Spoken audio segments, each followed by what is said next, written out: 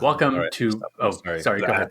No. I'm gonna stop looking at Google Maps, Predator Maps. Predator maps. Where are the predators? All right, here we go. They do have to tell you, so you should know. All right.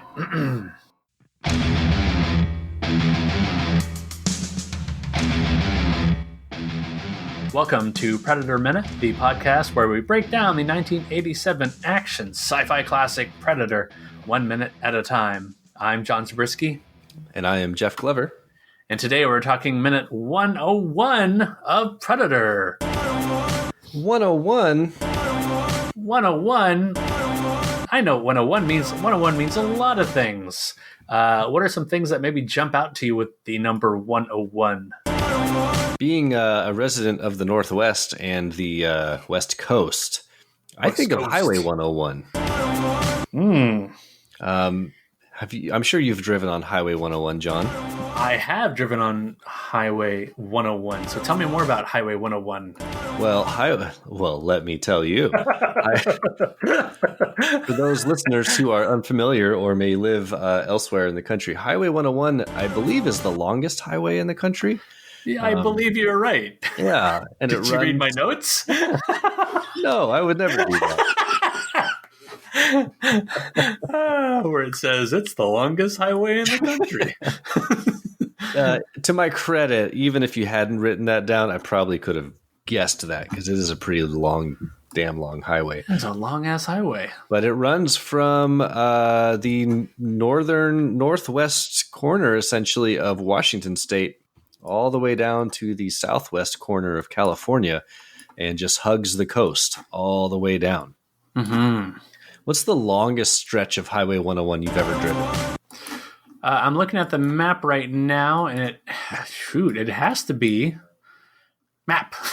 Did you just say map? Nice. I did. Mac.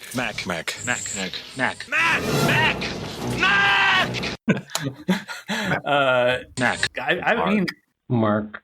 Oh, Mark. I think in my travels over the years, I feel like I've driven every single mile of 101 in Washington and maybe a little bit in Oregon. But like the longest trip was probably just recently when over the summer we drove from, our Seattle area home up to like down to Tacoma and then across the Tacoma Narrows Bridge. And as soon as you cross that, eventually you meet up with the Highway 101 as it wraps around the Olympic Peninsula on the east side. We took that all the way to a beach. The beach name is escaping. Oh, Crescent Beach. And so that was a good chunk of 101 and then drove back on that same route back home. Nice. But that thing goes all the way around the Olympic Peninsula. That's pretty impressive for a singular roadway. It does. I haven't done the loop around the peninsula before. I've gone up as far as like Sequim, Port Angeles up there, Port Townsend.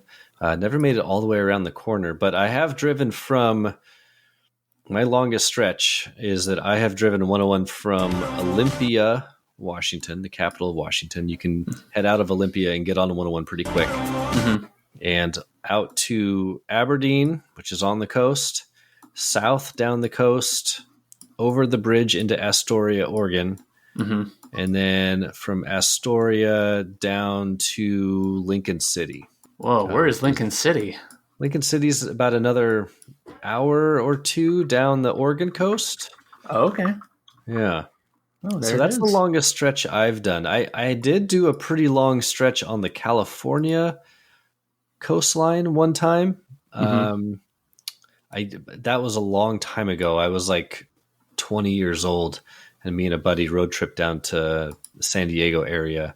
Santa Barbara. And so for a good chunk of the trip, we cut over and went down 101. I can't remember how much of it was, though. But yeah, nifty. So yeah, listeners, if you have 101 memories, let us know in the old Predator Minute listeners palapa.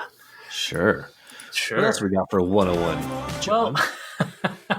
Well, I noticed in the searching of 101 in the Wikipedia, it calls it a sexy prime, meaning it is separated by 6 from another prime number Do me now. Do me now. Do me now. 107. So I guess it's supposed to be kind of a funny pun of a word, calling it a sexy prime, being 6 away from something.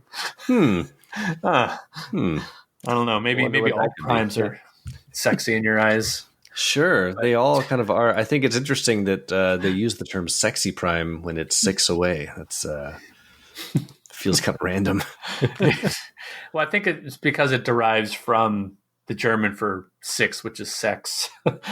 Like in National Lampoon's European Vacation, where he goes to the German house. He's like, yeah, sex means 6. So they open the door. He says, hi, we're looking for sex. And they slam the door in his face. Guten Tag. My family and I are looking for sex. Schweinhund.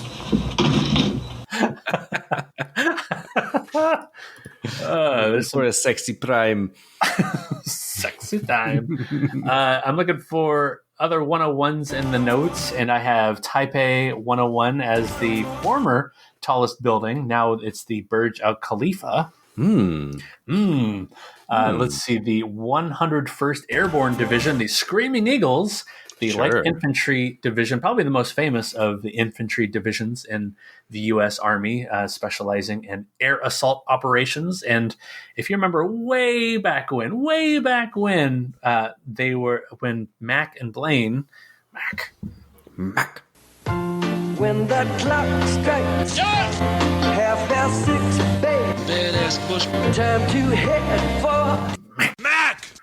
We're first sharing their flask with possibly the Jack in it, and then later on, Mac puts the flask with the Jack in it on Blaine's dead body. Mac. I was trying to analyze the symbol on the flask, and it looked to me kind of like a broken logo of the 101 Airborne Division. So there's a little bit of a Predator link there. I thought that was nifty. Nice connection.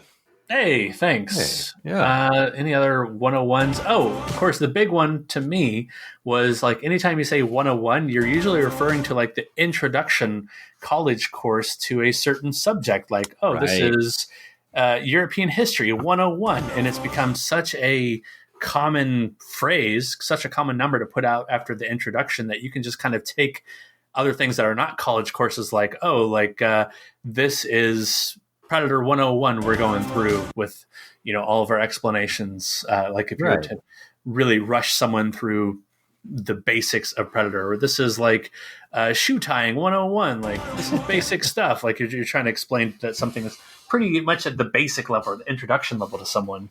Yeah. Right now I'm working with my 3-year-old on butt wiping 101. Yep. Yeah, we're still there with our 5-year-old. I'll be honest. Yep. 101.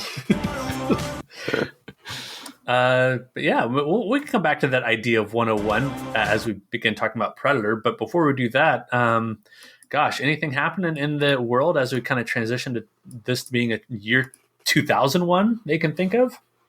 Well, there's the thing in 2001. Sure. The thing that do you remember, never forget. Yep. Do you remember where you were? Never forget. Yeah That's the big thing, obviously. Do you remember? I'm sure you do remember where you were when 9/11 happened. Yeah, I mean, because on our coast it's 5 a.m. when that happens, and I was just like waking up to kind of like jokey DJs every morning. Like that's like my morning alarm clock, and like that morning they were just like really, really serious, and they were not joking around. And I had no idea until like I went to the local Starbucks and like was just hearing like on the actual on the news, because this is 2001. This isn't like the age of cell phones yet and devices, and you're probably not checking the news on a computer unless like you're booting that thing up and waiting in the morning for half an hour. Yeah. So that's how I heard about it. And I just remember working at the daycare that day, and it was just like such a solemn, serious time with everybody. I remember. What about you? Yeah, that was it was a surreal day. I was living in a basement apartment in college, and same thing. I woke up. My roommates woke me up actually, and we all basically just sat in front of the TV for the next 8 hours. Yeah. Didn't do much else. I mean, what else could you do at the time? Like everything got canceled and everyone was just, calling family and stuff. Very surreal, very strange time. I talked to my students about it because my students are of the age now where it's before they were born, which is weird. Yep. But so that's always interesting to hear their perspective on it or what their thoughts are on it. And then it's kind of cool to be someone that sort of lived through that time and I can kind of share my story with them. So, yeah. No, yeah, but definitely surreal times. What's that? Oh, I said definitely surreal times. But yeah, go ahead. What were you gonna say? I was just gonna say on a more upbeat note, there was some music in 2001. There was definitely some music in 2001. There was. Anything stand out to you? I was. We were talking about this before we started recording, but a lot of this music has a bit of a nostalgic feeling for me because this is 2001 was a time that I was a junior in college. I was delivering pizzas for a job, going to class every day.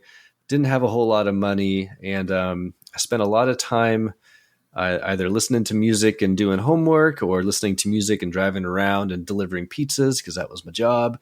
Mm-hmm. And so a lot of these songs just remind me of that time. Stuff like Clint Eastwood by the Gorillaz was one that I listened to a lot.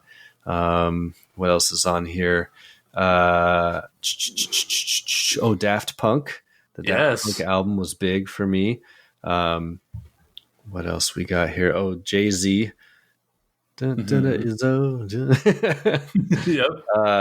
I'm a guilty pleasure. I listened to a lot of Nelly around this time. Wait. Nelly Furtado this time around, or Nelly? No, the rapper? Nelly the rapper. Yeah, don't get it twisted. I love that song. The Outkast album that came out around this time, I really liked, with like Miss Jackson and Bombs Over Baghdad. And that Fatboy Slim album with Weapon of Choice on it was also popular. And then you got Stand by Eminem, and that Eminem album is still one that I talked about it last time. But that's where we come up with the term stands all these years later. For some reason, someone's like, I know, we'll call ultra fans stands. But I don't remember ever hearing the word stand before, say like last year or the year before. So there's like this 16-year gap between the popularity of that song and and the term. That's crazy. And then, of course, there was that song by Stained called It's Been a While. It's Been a While. It's Been a While. It's been a while. What about you? Do any of these songs jump out at you? Yeah, like you mentioned, Daft Punk. That was me like listening to electronic / dance music for the first time, really, and that's kind of like the direction I go for. Until like now, I still like that kind of music, probably more than pop music most of the time. Yeah, and I would say Daft Punk was a huge part of that.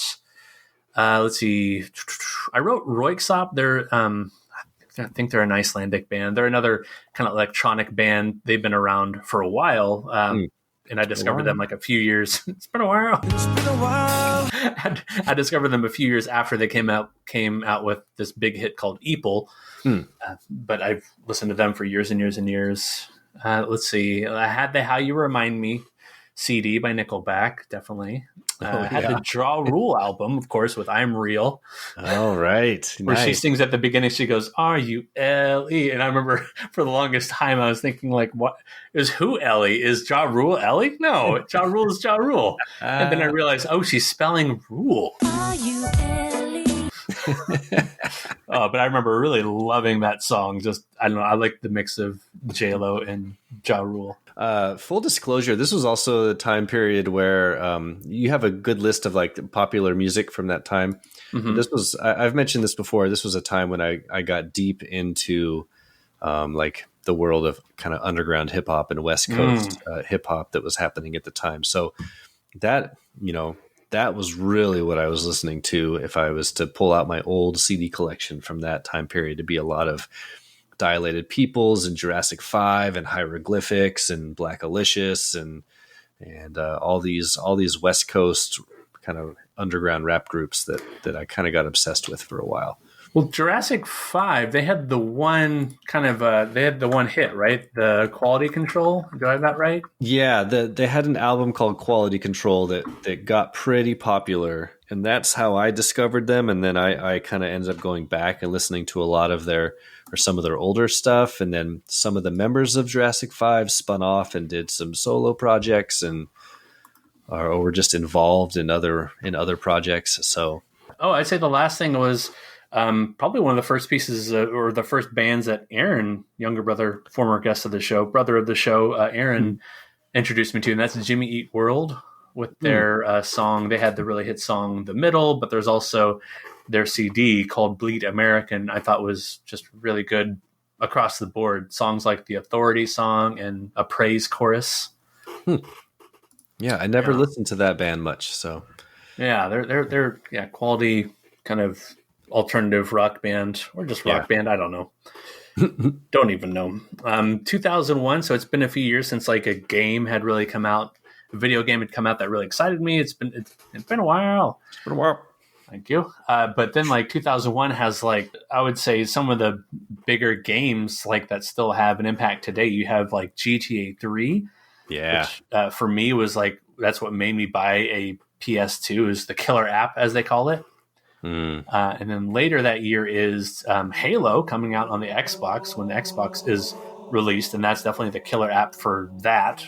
Just right. Like having played that at friends' houses and having to go buy my own system just for that one game. And then you have other games like Metal Gear Solid 2. You have the second Smash Bros. You have the first Animal Crossing, which is like one of the biggest hits that Nintendo's ever made, still like selling millions of copies like on the Switch right now. Right.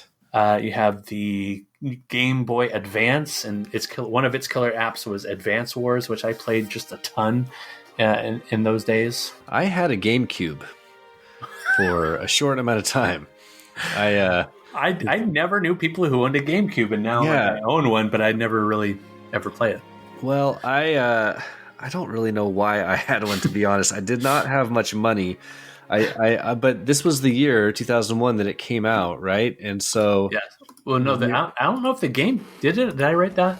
Maybe I put that in the notes. Did it come out? I think, yeah. Oh, yeah. GameCube it did come out that year. It was either late 2001 or maybe early 2002 that I had maybe just a good couple weeks of pizza delivery tips. And I had just like an extra, $250 that I could blow. Mm-hmm. So I was like, one day I just came out of my room and I told my roommates, I was like, I'm going to go buy a GameCube. And they were like, "Rah!"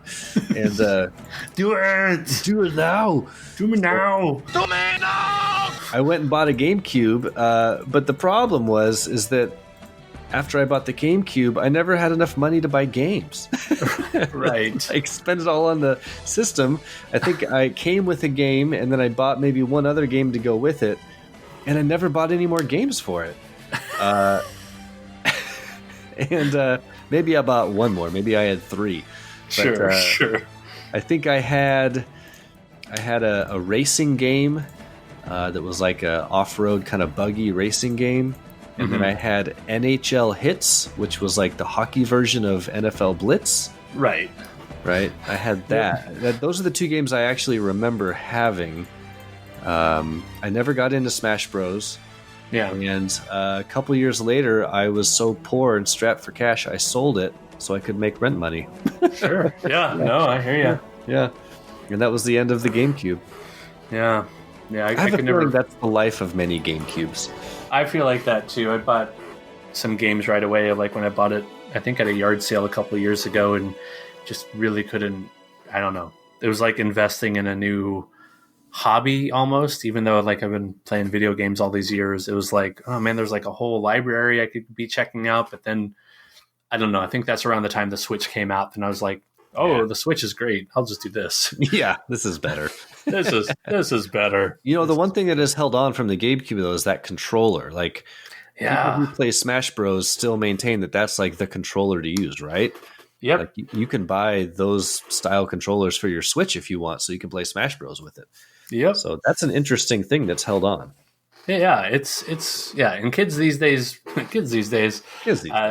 they're talking about Smash all the time. So it's that's a franchise that has had some legs over, the last 20 plus years. Good for them. Got some movies in 2001. Let's talk movies. What stands out to you there? There's a lot of, I would say, some good hits, some big franchise starters. Yeah, and I'm looking over this list, and I'm realizing that I saw a lot of these movies this year. I think I was going to movies a lot. So let's see the ones that jump out at me. So Ocean's 11, I loved when that came out. I love a good heist movie. If there's a heist in it, I'm watching it.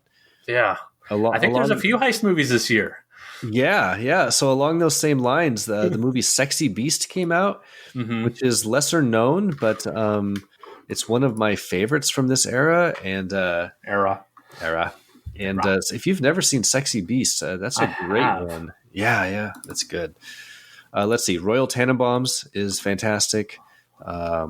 You've got Training Day. You've got Memento is one of my favorites. I love Memento. What else you got here? You have the Heist, or is it just Heist? It's either the Heist or just Heist. I don't remember. Oh, just Heist. Yeah. With Gene Hackman, I think. Yes. Yeah. You have The Score, which isn't that another heist movie? Right. Mulholland Drive, which is a brain bender, but that's a pretty great David Lynch movie. And then on the comedy side of things, one of my favorite comedies that's ever been made is Wet Hot American Summer. Yes. Oh man, that's like one of Sarah and my favorite ones to watch together. Oh, I love it. Wet Hot American Summer. So yeah, so good. That's one of those movies. I think Patrick Bromley on this movie said that Wet Hot American Summer feels like a movie where a bunch of people got together and it feels like they were getting away with something when they made that movie, and that is the feeling, because it's so absurd and the jokes are so wacky, and like it does feel like just a bunch of friends getting together and fucking around with the camera, Yeah, I love that movie. Just hanging out at camp, honestly, and like so much of it feels just, I don't know, filmed in the moment, and like you're saying, like they're getting away with something, like they just happen to catch a zany moment on camera, and it's like, oh, we'll stitch it all together. It'll make a movie out of it. Just doing stuff just because they thought it was funny in the moment. Like there's that scene where two guys are sitting out on the floating dock and they have a whole conversation, and then the camera pans out and the scene ends with one of the guys just standing up and walking right off the end of the dock. Yes, he's like, all right, I have to go now, or something like that. Right. He just walks. That's one of Patrick's favorite parts, right? And like that's when he just like loves how he just walks out of the movie at that point. Yeah, he doesn't out of the scene. Water. He doesn't dive. He just walks out like he's walking down a hallway, but walks off the dock and just goes into the water. It's so random, and I don't know. That's the type of humor that's all throughout that movie. I love it. I think one of my favorites. I'm just watching the clip right now. One of my favorite parts is where Ken Marino and Joe Lo Truglio are arguing or something like that, and Ken drives the van back to the camp. Yeah, it just out of nowhere, Ken Marino driving down the road just somehow loses control and crashes into a tree. Like there's no explanation. You don't see anything. He's singing to himself, and he goes, what does he say? I'm watching it right now. He's singing, in the morning when I rise. And he just goes, oh, fuck, and just veers the van into a tree. In the morning when I rise, bring it. Oh, shit! There's no reason. There's no reason why he crashes. Remember when all the counselors, they get a night off and they go into the city and they're like, yeah, we're going to party. And then like it goes through this crazy sequence where by the end they're all like doing heroin. Yes. And like tricking themselves out for drugs. And then they come home the next day, they're like, that was a crazy night. How was Waterville? Oh, it was really fun. It's always fun to get away from camp, even for an hour. Yes, exactly. Yep. Oh, that's due for a rewatch right there. Man, it's a fun one. I'll have to watch that for date night. Yeah, so that's a good list. There's a lot of stuff on here. So you mentioned some franchise starters. So the Fast and the Furious came out. Not where I was going with that, but yeah, sure. Fast and Furious. Yeah. I'm not a F and F head. Nah, I'm not really either, but it's a franchise. Yeah, it's a franchise. Yeah, I know people love it. Also starting the franchise off, Spy Kids. I haven't seen any of those, but maybe as the kids are older, we'll watch some of those because those are Richard Rodriguez films. Yeah, Robert Rodriguez. Yeah. Sorry, I keep saying that. Richard Rodriguez, former University of Michigan football coach, also directs hilarious movies with kids as spies, and Antonio Banderas as the dad, and Gina Carano as the mom. That sounds right. Yeah, that sounds right. We've also got the Lord of the Rings. Yes, that's like one of my top 5 right there. The Fellowship of the Ring comes out. Harry Potter and the Sorcerer's Stone, or in Britain, it's the Philosopher. Or I think it's everywhere but America. It's the Philosopher's Stone. Is that right? I didn't know. Yeah, what I read about that is that publishers thought that Americans would have been too dumb to understand Philosopher's Stone, and so they changed it to Sorcerer's Stone. They're not wrong. They're not wrong. You're not wrong. Also, Shrek. I mean, speaking of another franchise starting up. That is a franchise. Another franchise. I actually like those first couple movies. And I know some people really slate them, but I really enjoy the first couple. My kids like the first Shrek. Yeah. Gosh, what else? Jeepers Creepers was a franchise, but we can't talk about that movie too much because the director is an awful human. Okay, I don't know anything about the director, but I do know the movie was really scary. Yeah, it's a pretty good movie. It's a scary one, but the director was charged with some really terrible crimes. Oh. Yeah. Ooh, director.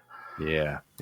Training Day, really solid movie. Is that the movie that wins Denzel an Oscar? It is. It's just an amazing performance. If you want to see like a really good actor just take a serious heel turn, like the mother of all heel turns, go watch Training Day, like for an irredeemable, just can't take your eyes off of him kind of villain. Seriously. Yeah.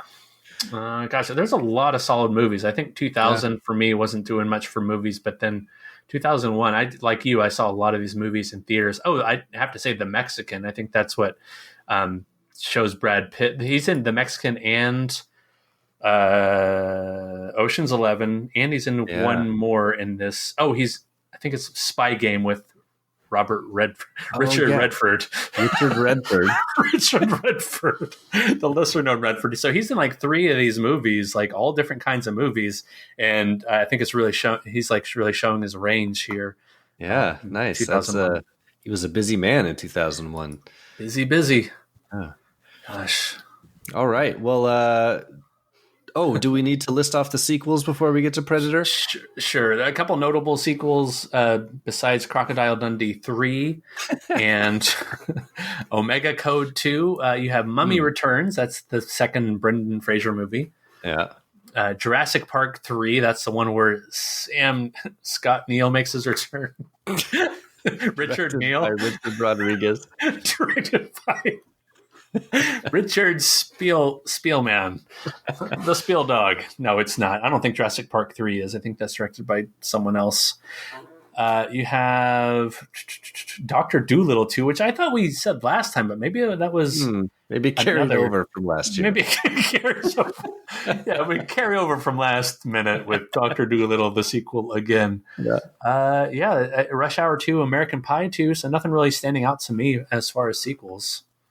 Yeah, pretty bad sequels. I think we're past the golden age of sequels here.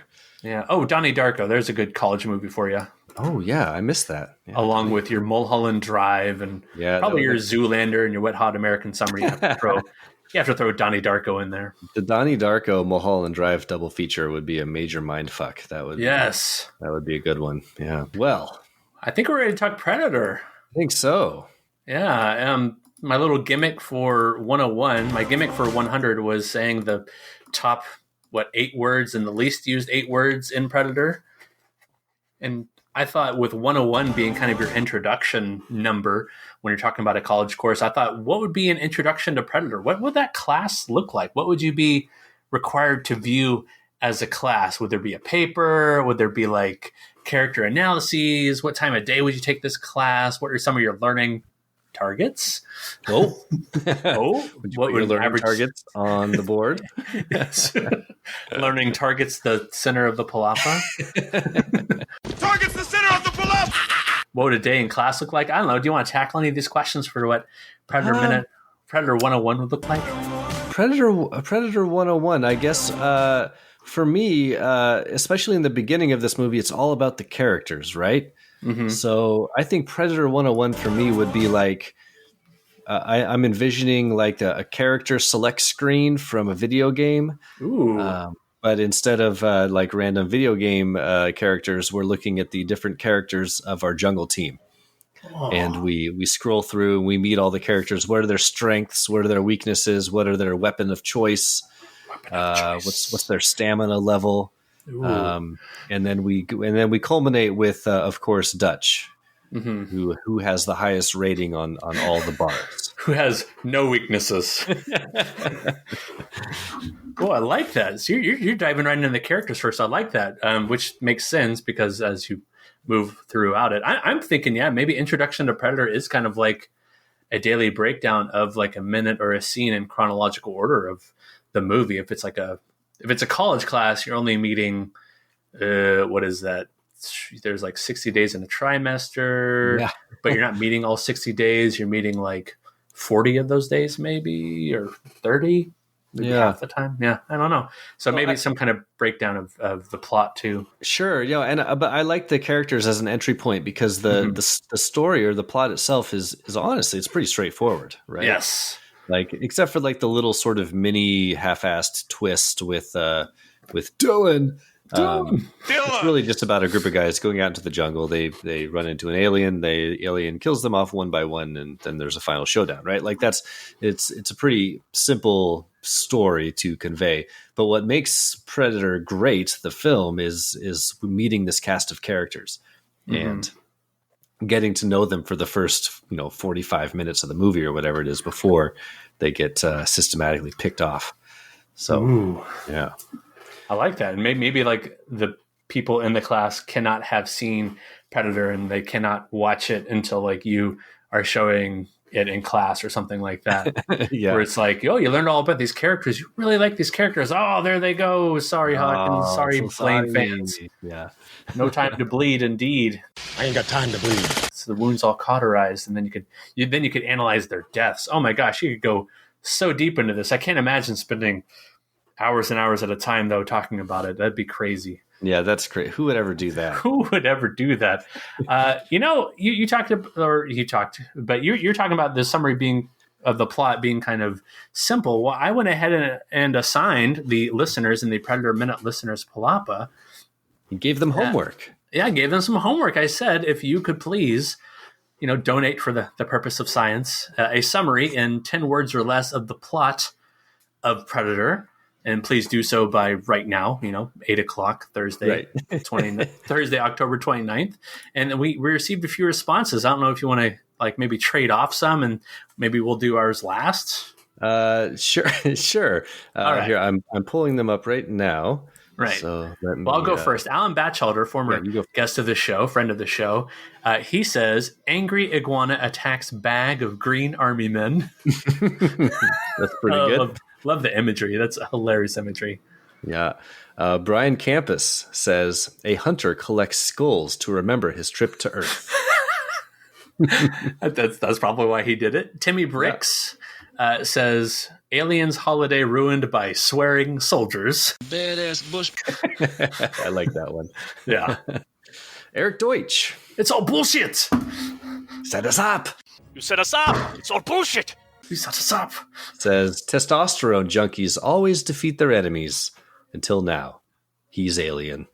I'm going to skip to the second Alan Batchelder contribution. He says, terror tadpole attacks MAGA fans.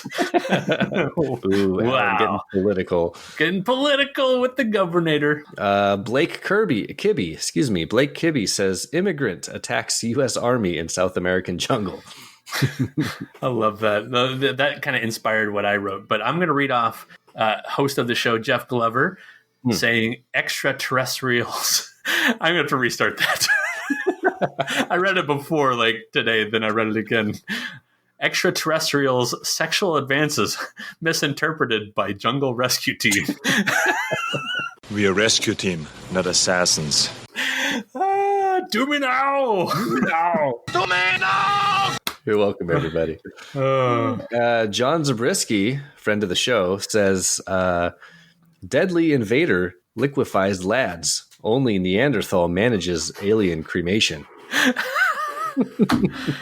And I don't know if you could tell what I was going for, but I was going for the old acrostic, which acrostic is a kind of poem where you take the first letter of every word and you turn that into a word, and then you have the whole word there as the capital letters. Oh, I see it. Oh, deadly invader liquefies lads. Only Neanderthal manages alien cremation.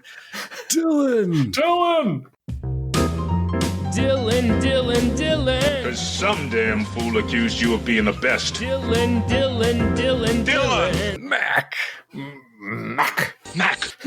Well done. Thank you.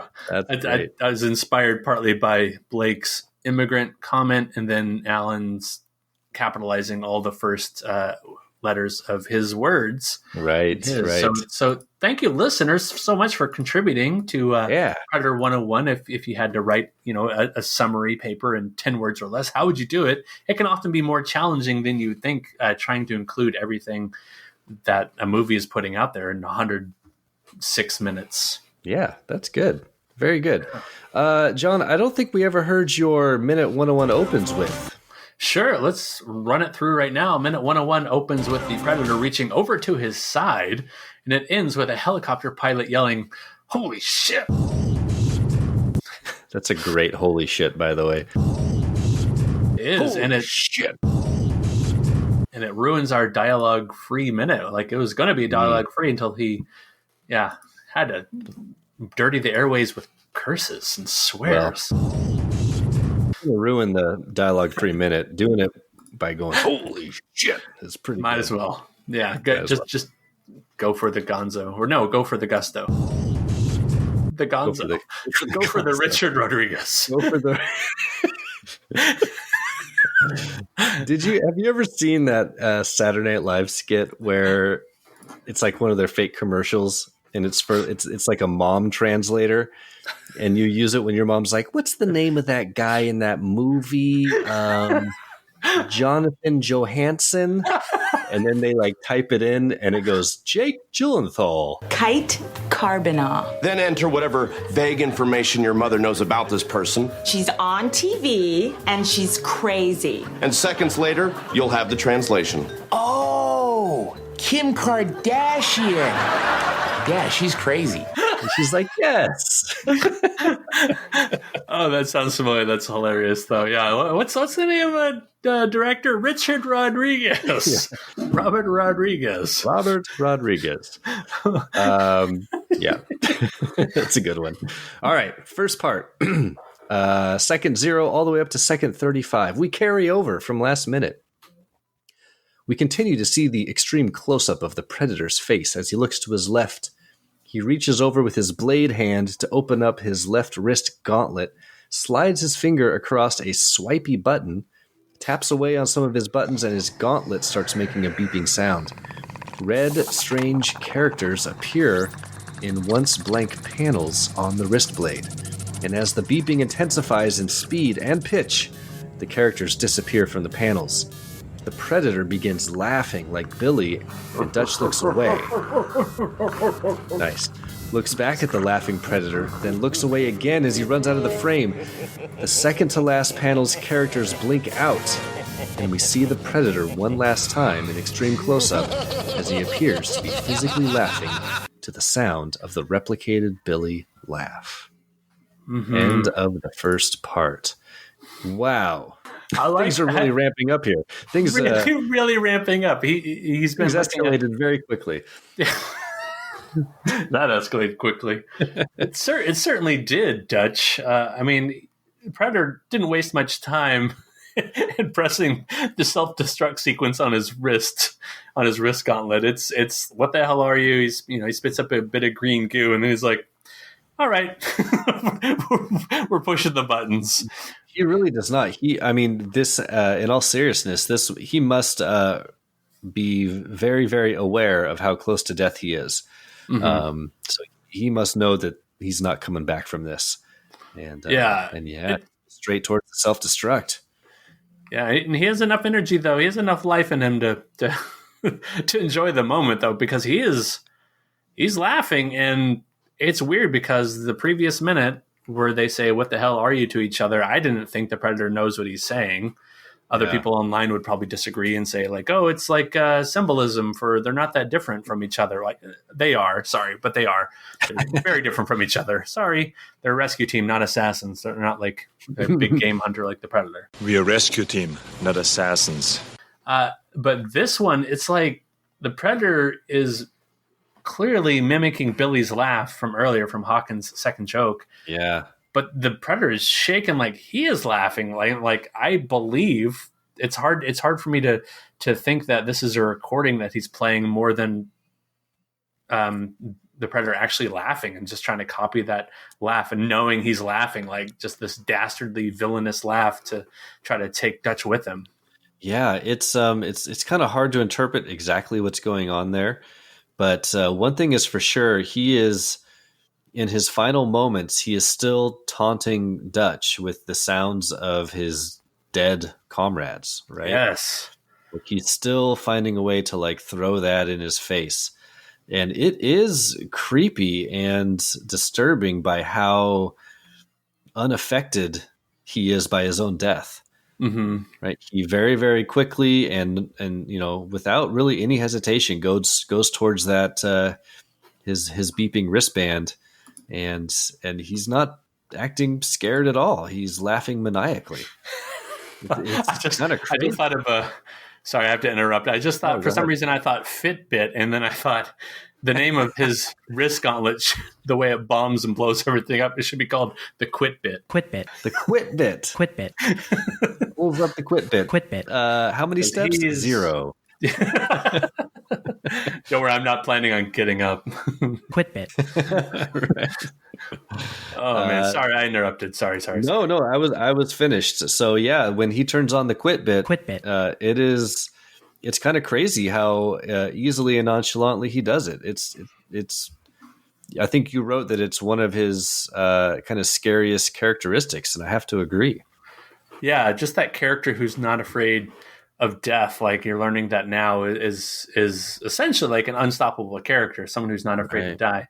Except he does, evade gunfire at times, and he's not just going down without a fight. But the moment he's spitting up too much green goo, that's the moment he goes to meet God and tries to take his antagonist with him. Oh, hold on, Sarah's yelling at me. Sure.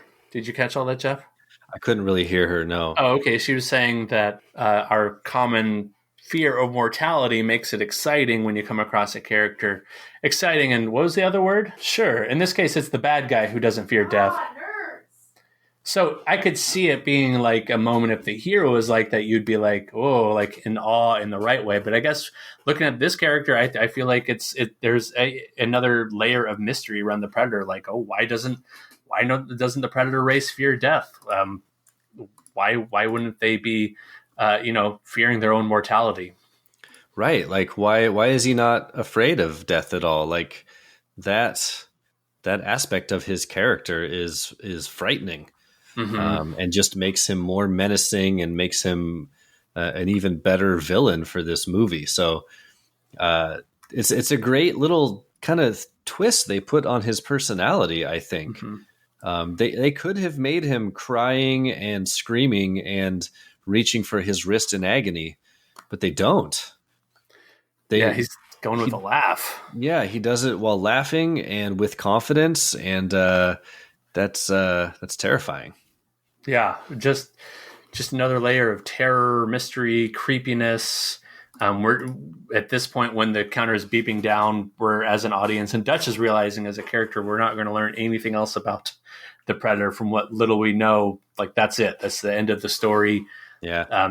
The Predator is signing off here. We're not going to learn anything about the ship other than what we saw at the very, very beginning with like the little tiny pixel of that represented the drop ship. We're not going to learn about his culture or like any more about his purpose of hunting the big game. It's just he's out. He's out. Yep. He's gone. It's all left in mystery, and it's one of the great things about this movie is how tight they keep it and how they leave a lot of the backstory to your own imagination. Mm-hmm. Yeah. Mm-hmm. I definitely felt some like George Lucas, Spielberg moment, kind of like at the end of, I've said it before, like of an Indiana Jones movie where like the big meet God moment is happening, where Indy's in a situation where he might meet God or a mystical character or a heavenly figure. The music really plays up to that too. These big horns and the cymbals, as the countdown is initiating and Arnold is running away. But yeah, I love the look of the alien technology here. I think this is a good look at it. If you want to see another good look at it, just watch the Predator healing himself scene where he's opening up like all sorts like little doodads and healing himself. But this is, I for one, I like how he opens up how he, I don't know what, he unlocks his screen. He swipes his humongously nailed finger to the right, is like, broop, and then he starts pushing the buttons. Yeah, that's so strangely kind of prophetic, like in how devices in present day work. Mm-hmm. Pretty cool. Yeah, he just kind of swipes it to unlock it. Yeah. What else do you think that? I mean, I think what we saw before that Gauntlet was helping him turn invisible, like and that short circuits though when Dutch hits him with the explosive arrows. So it's pretty impressive. It can take a walloping and still do the job of maintaining what looks to be a humongous explosion later on. Look, the Quitbit is made for serious jungle hunting. Quitbit.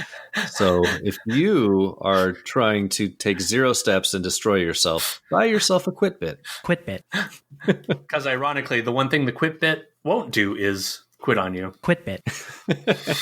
You put that on the commercial. Quitbit. Now, John, you noticed that this is somewhat of a trope in certain films. Did you want to talk about that a little bit?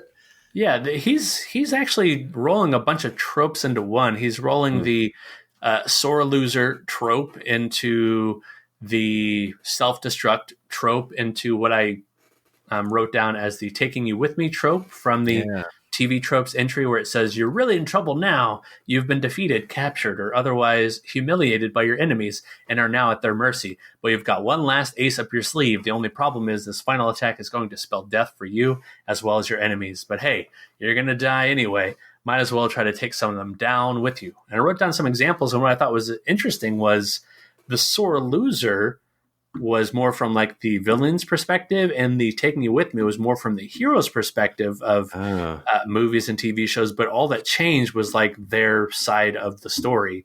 Right. But all the same, the taking you with me was more interesting than the sore loser. There weren't enough sore loser examples where people are basically taking themselves down with their enemies. But any of those examples catch your attention?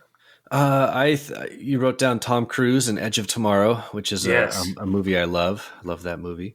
You also mentioned, you mentioned Predator 2, but I don't remember the part of Predator 2. It was inverted in Predator 2 because he tries to set off the same wrist nuke. And you've talked about this before. Danny Glover Harrigan takes the saw or the blade and cuts off the arm, which apparently deactivates it. Got it. That's right. He chops off the arm, and then he can't self-destruct. I forgot. Mm-hmm. Yeah, I forgot about that part. So yeah, that sticks out of me. And then the other one was Hector in Breaking Bad. Not a movie, but a great TV show. Yes. That is an excellent example of where he is old. He can't talk anymore. He's at the last stage of his life. How can he get back at his enemy? And in, I don't want to spoil too much for anyone that maybe hasn't seen Breaking Bad, but let's just say he gets back at his enemy. Yeah, exactly. Fashion. Yeah. Yep. What about you? I said I I only know the clip because I never watched Game of Thrones, but I know there was like all this hype around the Sandor versus Gregor fight. The two brothers, where at the end, the quote unquote good brother takes out the bad brother by just jumping off like the castle ledge together to take him out finally. Oh. Let's see, Alien 3 at the end, where Ripley grabs the chest burster as she's falling into the molten steel or whatever she's falling in. Yeah, that's right. Yeah. Another Alien connection is Aliens. Gorman and Vasquez blowing themselves up in the passageway to stop the aliens. Yep. Trying to think what else. The Balrog in Lord of the Rings. Hey, from 2001, that fits. There you go. Gandalf says, "You will not pass. You shall not pass," and then breaks the bridge. As the Balrog falls, he whips up, grabs Gandalf, taking him with him. That's right. And then what I had to end on was Teenage Mutant Ninja Turtles 2. There's the end where Shredder has become the Super Shredder due to the secret of the ooze and starts breaking the dock. And then do you think there's going to be this big showdown between him and the Turtles? But the Turtles are like yelling to the Shredder, like, "You're going to take us all down with you." And You gotta listen to reason! Yeah. You're gonna destroy us all! And so be it. Are you going to bring this whole thing down on us? And like Shredder knows it and doesn't care and like keeps coming after them, and then the whole dock falls. And the Shredder is gone at that point, but the Turtles are fine, of course. Poor Super Shredder. Poor Super Shredder. I guess, and there's also like this second part, just to kind of cut across the different halves of the minute. There's a lot of moments in video games, maybe before this, but definitely a lot after this, where you beat the last bad guy and you have to book it out of there before the whole thing goes down. Right. That is definitely reminds me of that. Yeah, that's a very common way to end a boss battle or whatever, especially at the very end of a game. Yes. Probably the best one that comes to my mind is Super Metroid, when you defeat the Mother Brain. The whole base just comes crumbling down. You have like a minute left and you're like, this is more stressful than actually fighting the Mother Brain. Yeah, the very end of Super Mario Odyssey for the Switch. Has a great sequence where you turn into Bowser and you have to escape a crumbling Bowser castle. It's pretty cool. Right. You think it's going to be like over, but it's not. It's like, the whole thing has to come down just like Predator. Just like Predator. Predator 101, baby. You're going to see this a lot more in your video games and movies. All right. Should we get to the second half here? Let's do it. Let's second half away. Okay, second part from second 36 all the way to the end. We cut to Dutch running towards the camera through the jungle as the Predator's Billy laugh is cut short by a small explosion. Dutch keeps running and hopping over logs. We see electricity and sparks crackling up in the background. Or crackling the background trees where the Predator was lying. We see a red ball rise up into the sky in slight slow motion. The ball turns into a fireball, and finally the fireball seems to implode before turning the sky and then the screen bright white as Dutch jumps over one last log. And we cut to a helmeted figure in a helicopter saying, "Holy shit!" End minute. All right, so it is confirmed here that the Predator is in the process of self-destructing. Oh my gosh, you're right. I have to add to the kill count. Yeah, I feel bad because I didn't prepare my traditional thing for when one of our characters dies, but I promise I will do it for our next episode. Sure, we can definitely wait it out until then. So yeah, if you want to go ahead and write that right now, I'll just kind of wait here and just chill. It might be good for next episode anyway, because that's when we really find out that the Predator is he or is he not? We will find out. But it sure seems like it, because this is quite the explosion that we get here. Pretty my theory, my watching tells me as soon as he stops laughing with like that first little minor explosion, which is about second 42, his last big like humongous laugh is cut short by some miniature explosions in comparison to what ultimately happens. Yeah. This is a pretty dramatic explosion here. One of the better effects that we get in the movie. And I really like how it's preceded by the kind of the electrical storm that happens. Yeah. Oh my gosh, it's like Terminator Electric Storm. If you know that reference. Yeah, we get all these fingers of lightning that are kind of jumping from tree to tree and sort of arcing and flying up into the sky. And then that sort of ends and we see that little implosion and then the big white explosion. It's just a very cool sequence. So you watch it now and it it looks like 80s special effects, but it's just so endearing. I just love it. Yeah, there's a lot that ties it together to make it iconic. And it's one of the moments I definitely think about when I think about Predators, this running away, the Predator having one last trick up his literal sleeve. Quitbit. Yeah, right. With like the imagery and like the music, that da-na, it's still so intense. And the music doesn't cut out until like basically the explosion wipes it out. And it's so interesting. Well, why do you think all the electricity? What is that about? What is with the Emperor's electricity happening? Yeah, it is the Emperor's electricity. That's a good question. I wonder if whatever his self-destructing device is something extremely powerful. So I can only guess that whatever sort of energy that it's creating before it reaches its point of explosion is causing some sort of electrical reaction. And that electrical field is like arcing out from him. And I don't know, I'm not a scientist, but that sounds cool. Yeah, that makes sense. Maybe there's some humongous static buildup or something like that as the atmosphere is sucked in there before it all explodes. Yeah.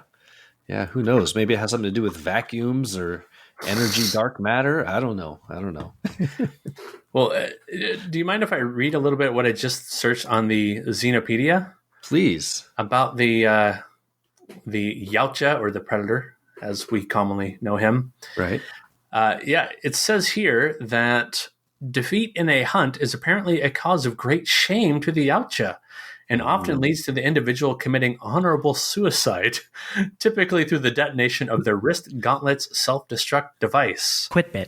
Upon their death, so you want a little bit of extra information you never asked for. Upon their death, a hunting Yautja's spacecraft will return to the species' homeworld on automatic pilot so that a record of the individual's hunt recorded through their biohelmet may be returned to its kin.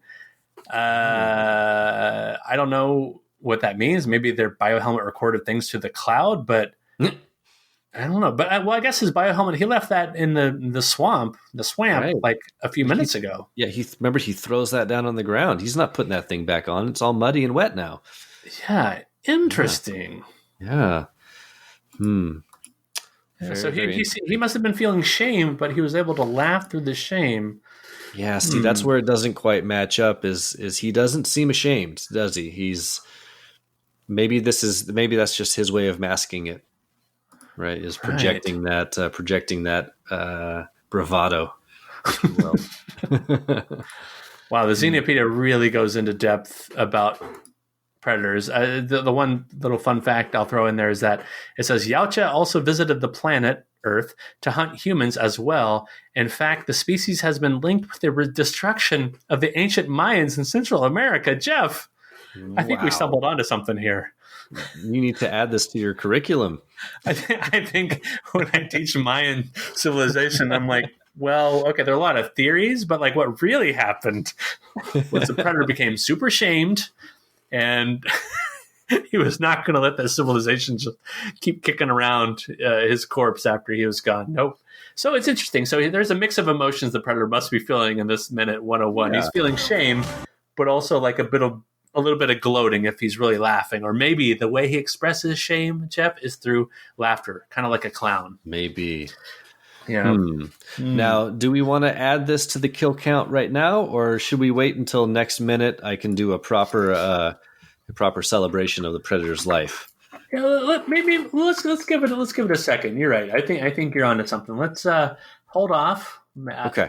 Maybe one last look at the environs to see if the predator is truly dead after nuking itself.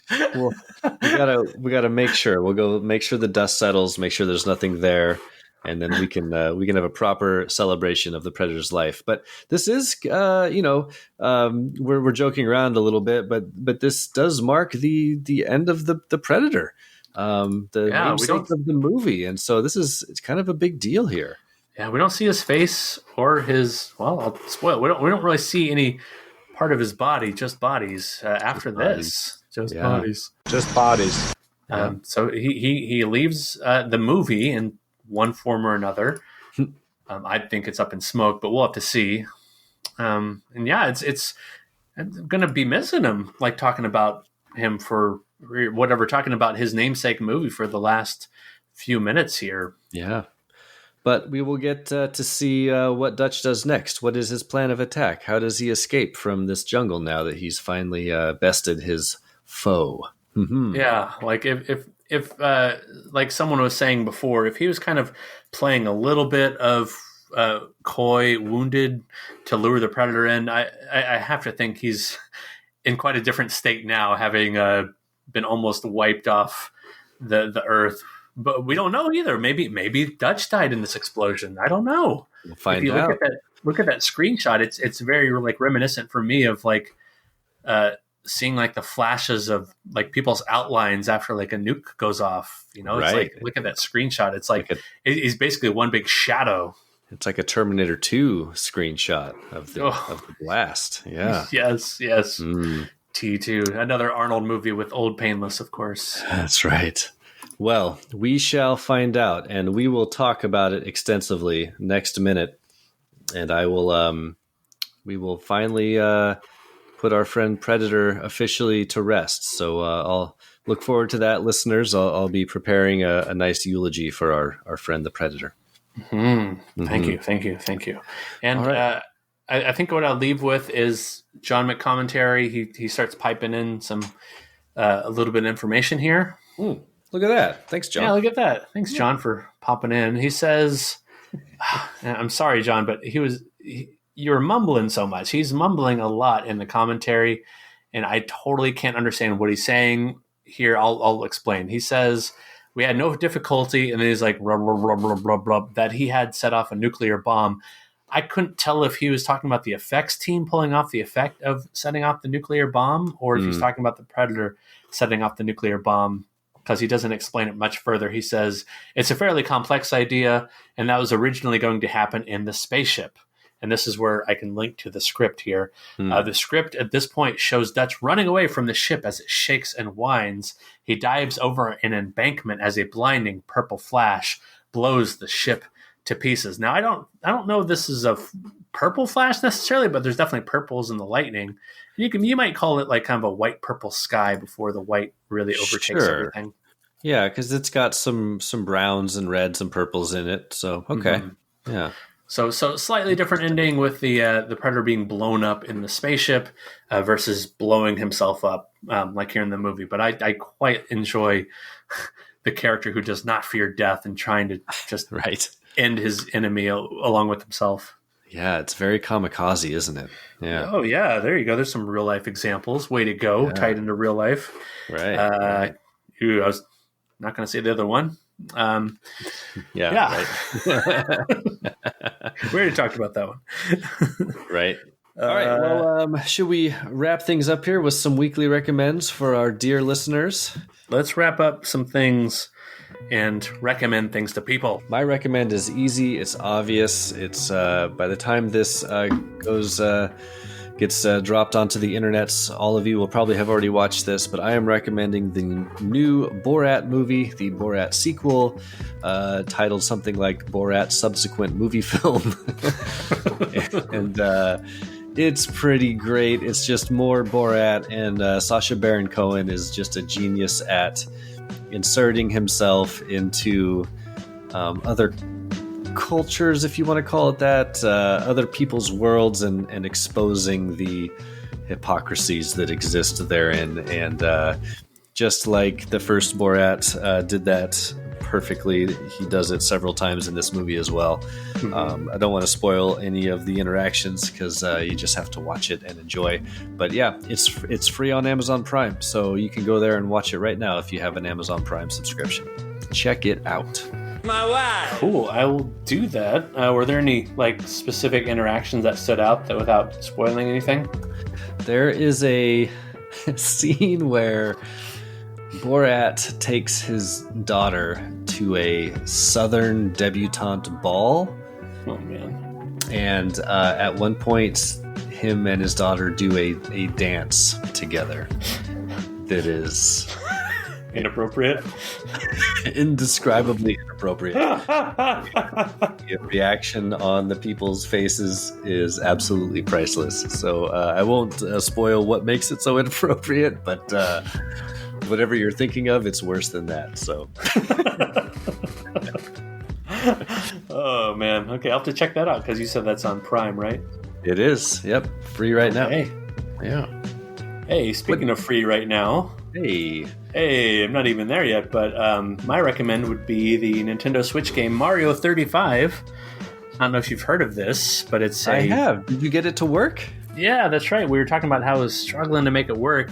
Yeah, it just turns out that with Zach's account also logged into my Switch, that for some reason, when he downloaded to his Switch under his account, it was assuming that my Switch also was downloading it just to his account. So I was able to switch accounts and go to his account and make sure it would download to my account and switch back to my account to play under my name, Own Noobzors.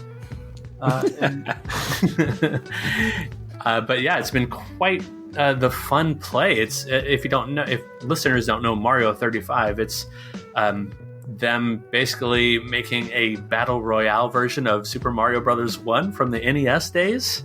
That's a great idea.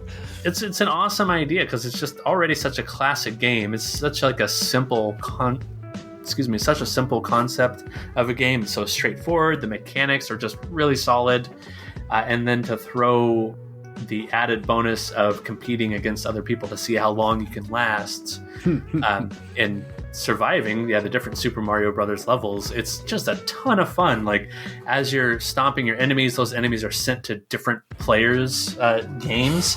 So they're trying to battle the normal enemies, but also the enemies other people are dropping into there. It's kind of I guess Tetris or Tetris 99. Oh, wow. Yeah. This sounds in that regard. Fun. But I was never a Tetris fan, but I am a big Mario fan, and this is just right up my alley, hitting the nostalgia, but also giving me kind of a glimpse into the big popular style of games today. So that's Mario 35 on the Switch, and if you have a Nintendo Online subscription, which is I think $20 a year, it's just a free download that you can go find in the eShop and then play away. It's pretty quick and it's fast paced. It's really satisfying to even place in the top, I don't know, 20 or 25, even though there's 35 playing. I have one time I've won first place.